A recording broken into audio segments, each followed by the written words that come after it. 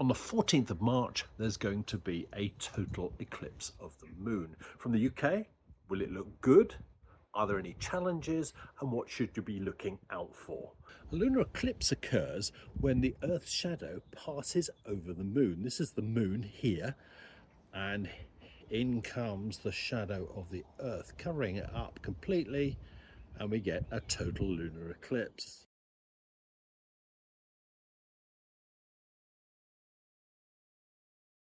The Earth has a shadow in space. It looks a bit like this. It has two components. It has an outer penumbral region and an inner umbral region.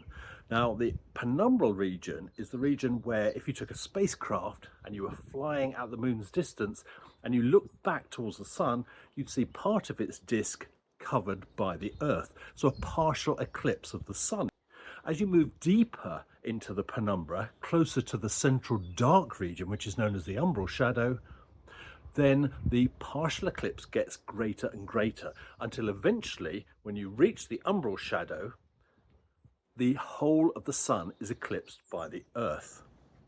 Now, the Earth has an atmosphere, and the atmosphere refracts some of the light coming from the sun, so it infills the umbral shadow. And because the atmosphere is really good at scattering blue light, hence the beautiful blue sky I've got behind me, a lot of the blue light is scattered away, leaving predominantly the redder part of the spectrum.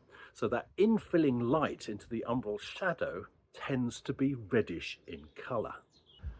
Now I've explained what the shadow looks like in space. What does it look like from Earth? Well, first of all, we see the moon heading into the penumbral shadow, and because it's really weak, you don't really see very much of it at all.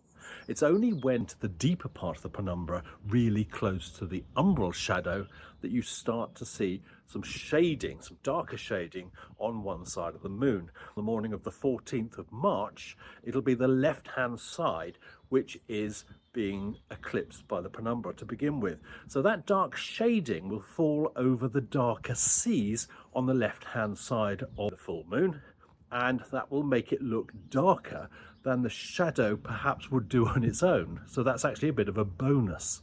Now, as we head towards the umbra is really noticeable, but it doesn't have a strong, sharp edge. It's quite fuzzy. And the penumbra is very obvious when it's crossing the moon's disk. That will gradually creep further and further across the moon until at about 26 minutes past 6 in the morning, we will have the moon completely immersed in the umbral shadow, and that will give us a total lunar eclipse. The passage of the moon through the Earth's umbral shadow isn't always exactly central. Sometimes it's off to the north or to the south of the center of the shadow, and that causes an interesting effect. When you get to totality, you end up with one edge of the moon looking really quite bright, and the other part of the moon, which is closer to the center of the umbral shadow, looking quite dark. Now, the darkness of a totally eclipsed moon varies from one eclipse to another, and an observation you can make is to determine how dark a particular eclipse will go. What you do is you compare it with a scale of darkness. It goes from coppery yellow down to a really dark, deep brown, which is very difficult to see against a dark night sky. We'll come back to that in a moment. The scale that's used is called the Danjon scale. And if you have a copy of the Danjon scale, you can look it up online, or you can see it in this video.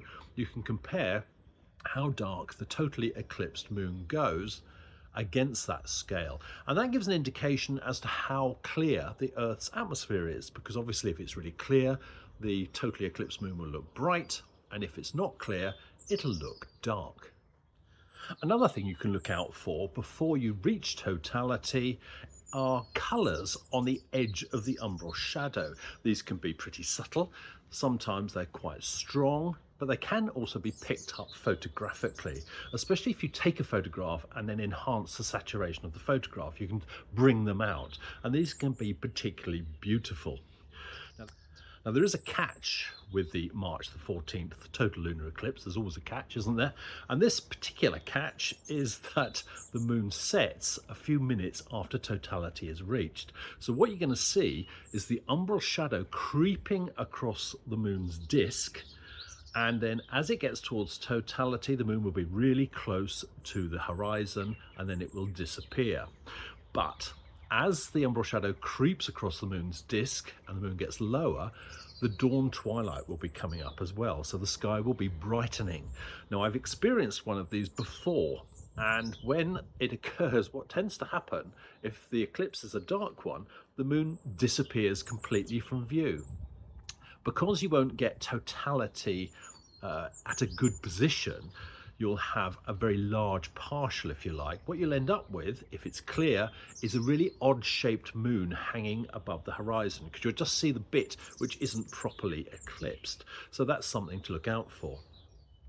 If you have a camera, eclipses of the moon are particularly photogenic. You don't need any specialist equipment. You can use a telephoto lens, you could use a camera attached to a telescope and just take a photograph, look at the exposure and get the exposure set so that you've got a non-overexposed moon, and make sure that it's bright enough to be seen. Now there lies another issue, because sometimes you'll set the exposure, say for the full moon, and then just carry on through the eclipse. So you'll see the umbral shadow creep across the moon and you'll have that beautiful non-eclipsed part of the moon showing in your photographs. If you extend the exposure, make it longer, then you will bring out colour in the umbra, but you will overexpose the non-eclipsed portion of the moon. So that's your choice. If it's a really dark eclipse, as totality is reached, you might find it difficult to actually get a good photograph, because you'll have to extend the exposure to pick up totality, but you'll have the bright dawn twilight to contend with as well. So this is an interesting total lunar eclipse. It's one that will give us a lot of challenges, but it's certainly worth observing if it's clear.